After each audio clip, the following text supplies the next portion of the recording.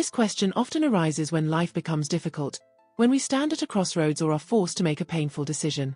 Who are we, really?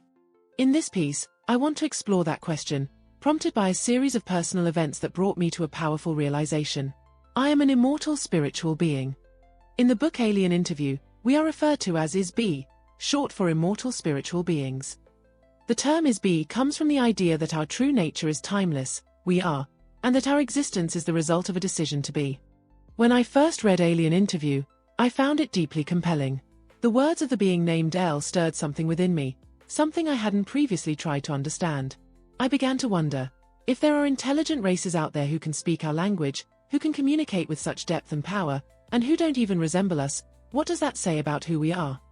According to the text, ISBE can take many forms.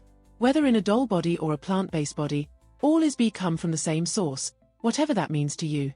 Because our earthly bodies are fragile, we're viewed as one of the lower classes in the universe. A single bullet can end our physical existence. In contrast, advanced beings can enter and exit different types of bodies, whether synthetic or biological, with ease.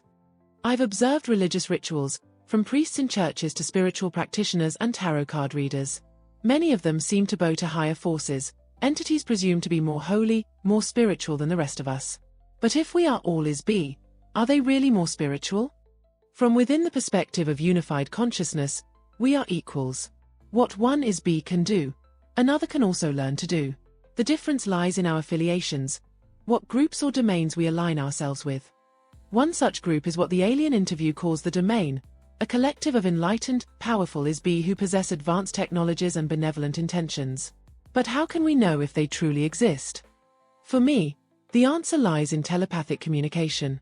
Through this, I've come to understand that these beings, whether in doll-like bodies or living aboard spacecraft, are not so different from us. They speak our language, just as I learned English after arriving in America. Telepathy, I've come to believe, is the universal language among all conscious beings. So let me ask again, who are you? You are an immortal spiritual being. To be spiritual means you have a conscience. It means your choices are guided by love, kindness, and benevolence. To be spiritual is to perceive beyond what is visible. When life feels unbearable, when you feel lost, oppressed, or abandoned, you might wonder whether God exists. I'm here to tell you, what you call God may in fact be ISBE like you. They are simply more evolved, more powerful, and thus were seen as gods in ancient texts, because only gods, it seemed, could perform such feats. But they, too, are immortal spiritual beings. The only difference? You are trapped in a never-ending game, one they no longer play. When you're born, and when you die, you go somewhere. Some call it heaven or hell, but is it really? Perhaps it just feels different, more vivid, more colorful, but still part of the same cycle. The advisors you meet after death are also part of the game. You're directed, encouraged, to return to Earth again and again, cycling through life and death. They call it a school. But if it's a school, when do you graduate?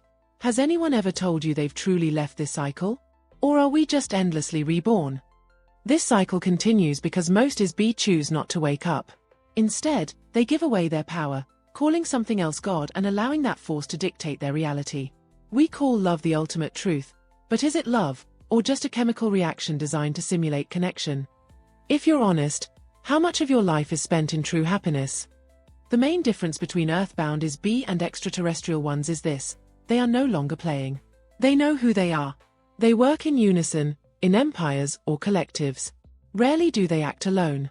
From my telepathic communications with members of the Domain Expeditionary Force, I've learned that while they are more powerful, they are also kind, unified, and guided by a singular code, eternal benevolence. And when they speak to me, they speak in English. So why come to Earth at all? Why attend Earth School? Why continue this cycle? You are an immortal spiritual being. You die. You return. Again and again, endlessly. What lesson could possibly be worth such pain and repetition? What kind of wisdom requires suffering as its teacher? Look around. You have glimpses of happiness, moments of love, but they pass quickly. Then come the reversals. The haves dominate the have-nots, claiming superiority through wealth or power. But we all die the same. And while some ISBE try to rise above the system, most are crushed by it.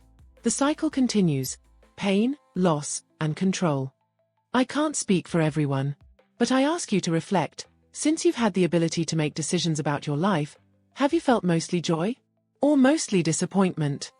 Most ISBE in plant-based bodies, humans, experience very little lasting happiness. Do ISBE in other forms feel the same? From what I've learned, hate is unfamiliar to them. Love, if genuine and from the soul, can be recognized. But their focus is duty, mission, creation, not emotional entanglement.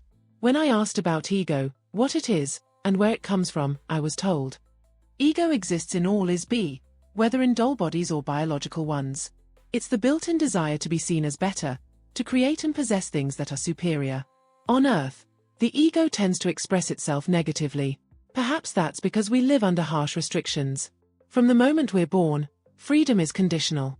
Those with power use manipulation and control to suppress those without.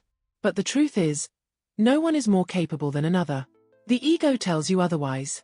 It causes the powerful to suppress the truly gifted. So I ask you one more time. Who are you? I hope you now know, without any shadow of doubt, that you are an immortal spiritual being. Your time on Earth is short because you've chosen, or were placed, into a game. A game designed to keep you returning. A game designed to bind you to people, places, and roles that restrict your freedom.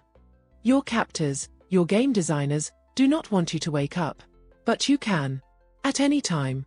Simply by remembering what you are. You are an immortal spiritual being. If you seek happiness, you can find it, not in escaping to another world, but in knowing who you are. Whether in a doll body, a plant-based body, or as pure consciousness. Your liberation begins the moment you reclaim your identity. Even if you remain in this cycle, knowing who you are will give you peace. You are not here by accident. You may have chosen this path. Or you may have been placed here. But your power lies in the awareness that you can always awaken. And in this awakening, you realize. The lesson is not to suffer. The goal is not to endure pain. The truth is simply this. You are, and have always been, an immortal spiritual being.